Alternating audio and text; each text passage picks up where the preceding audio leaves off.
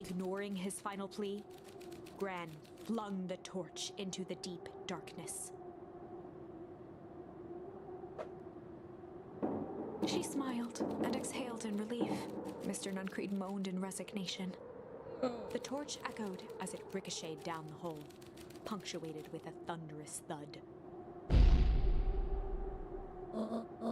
See, Joseph, I've learned one very important lesson in life. If you want things to change, then you must be willing Before Gran could finish, the ground shook her to...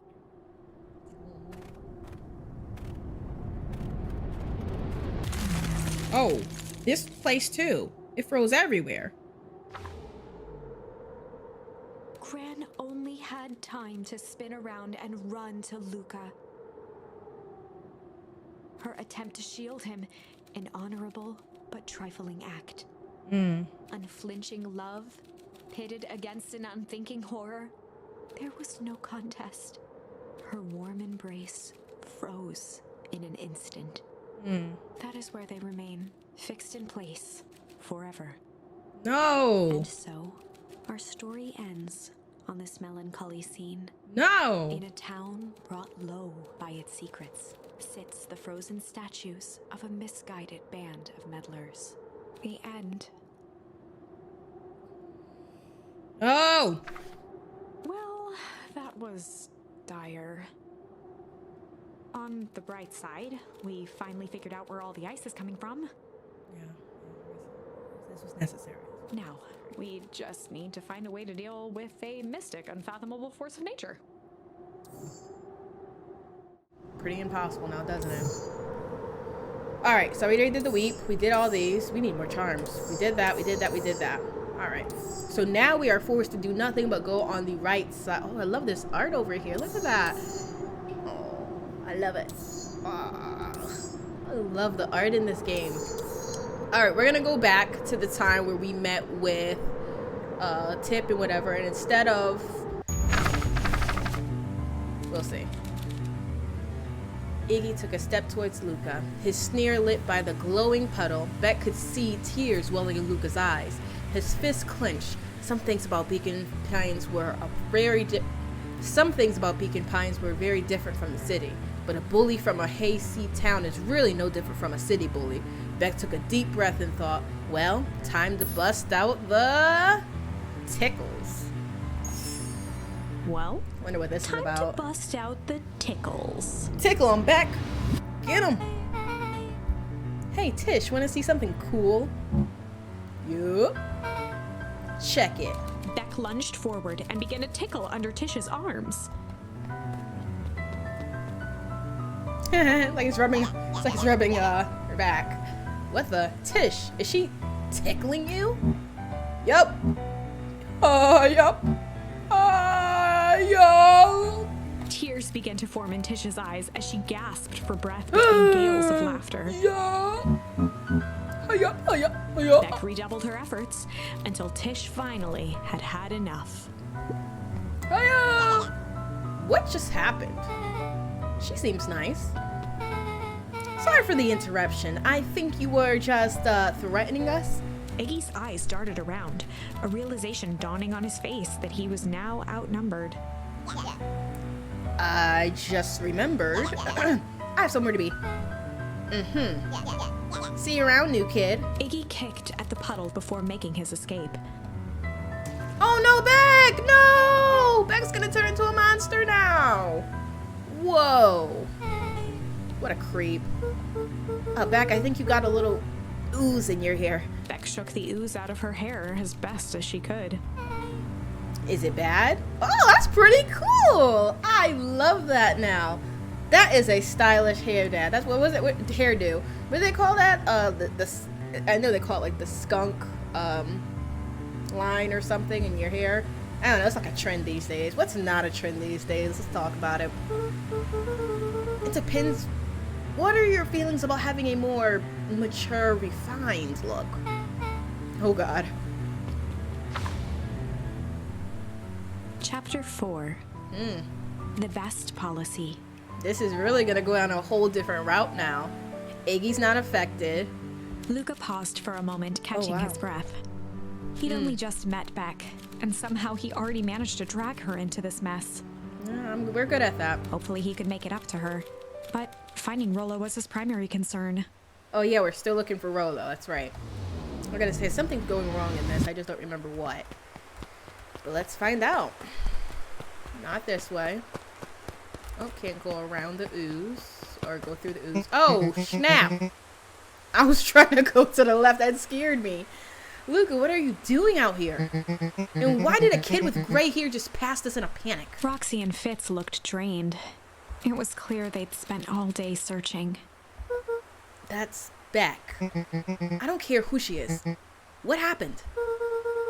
We were just helping look for Rollo. Look.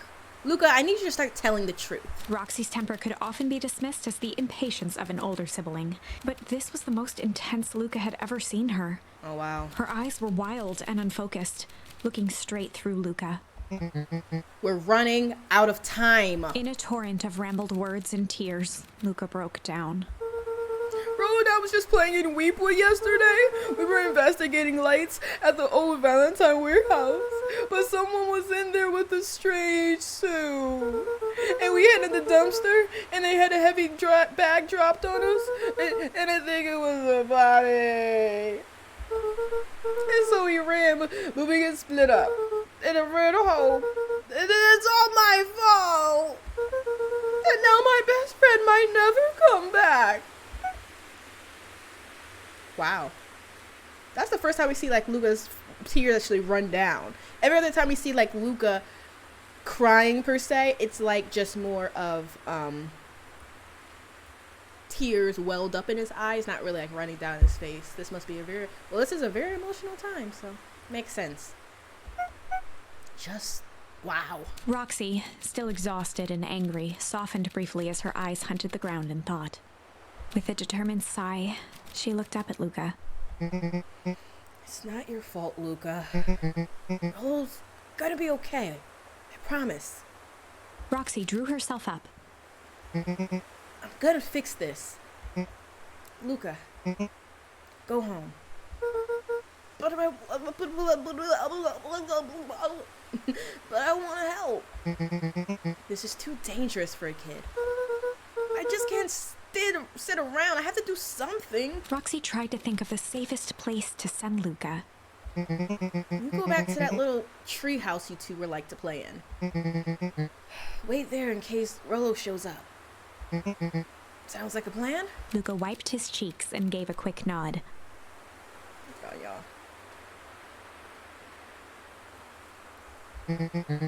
You did the right thing telling me the truth.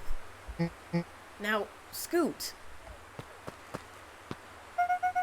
You really believe his story? What other option do we have? Things have been strange around here, leading up to the festival. My dad has been acting weird lately. Well, weirder than normal. Looking into the puddle, Roxy rubbed her arms to warm up. Why is it so cold here? This place gives me the willies. Wait at the treehouse in case Rollo shows up. Of course I will do that. But before I go ahead and do that, you know I'm going to do everything else as well. Imagine all that weight being on you as Roxy. Like, that's a lot to kind of, like, deal with. Your brother is missing, but then you don't want to, like, blame a little kid and be like, hey, why would you do that? Is there nothing this way? You know I gotta get me Lucky Charms. Man, that's a lot of weight for a kid.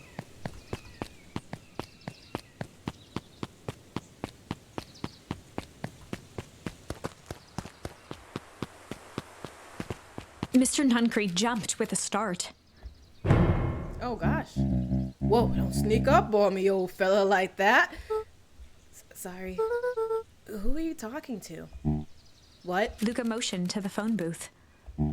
Oh, no. I was just checking because I thought I heard it ring. But the dang thing never does, of course. Yeah, I never seen anyone use it, really. The whole thing's a waste of money, if you ask me. Any word from Rollo yet? Not yet. Long time for a boy to lose his way. Rollo knows those woods too well to get lost. Suppose you're right. What is this music from? Where is this music coming from? Silly boy's antics have this whole town worried sick. Antics? We all know Rollo likes to play his little pranks. Think this is a prank? What other possible explanation could it be? He's not playing a prank and he didn't get lost. Someone took him. I know it. How would you know that? Unless... Luca, is there something that you know? Uh-oh. Mr. Nuncreed gently placed one of his substantial hands on Luca's shoulder. Substantial? Dang it, boy, if there's something you know, something that could help find your friend, you need to tell folks. Don't tell him. Luca Don't peered tell up him. at Mr. Nuncreed. Kind eyes don't trust him. warmed a stern face. I don't trust him. There was a deeper emotion hiding beneath it all. It was subtle, but Luca could sense something eating away at him. Right. There was a blank lurking behind those eyes. Shame. Wow. Mr. Nuncreed!